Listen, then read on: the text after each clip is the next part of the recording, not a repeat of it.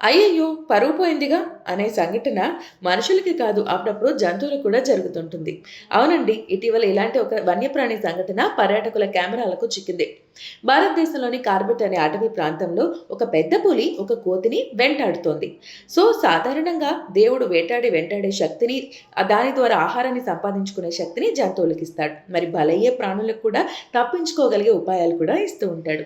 మరి అదే విధంగా ఆ కోతి ఆ లంగూర్ కోతి ఏదైతే ఉందో అది పరిగెడుతూ తనని తాను రక్షించుకోవడానికి ఒక చెట్టయితే ఎక్కేసింది. మరి సాధారణంగా పులులు తమ బరువు రీత్యా చెట్లెక్కవు. కానీ కోతిని ఎలాగైనా పట్టుకోవాలనే కసితో ఉన్న పులి చెట్టెక్కేసింది. కోతి తన బరువు మాత్రమే ఆపగలిగే చిటారు కొమ్మకు వెళ్ళిపోయింది.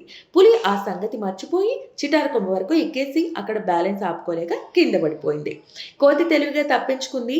పులి మరి ఆబాస్పాలైపోయింది. మరి దీన్ని కెమెరాలో బంధించిన పర్యాటకులు సోషల్ మీడియాలో పోస్ట్ చేసి వైరల్ చేస్తున్నారు. మీరు కూడా చూసేయండి.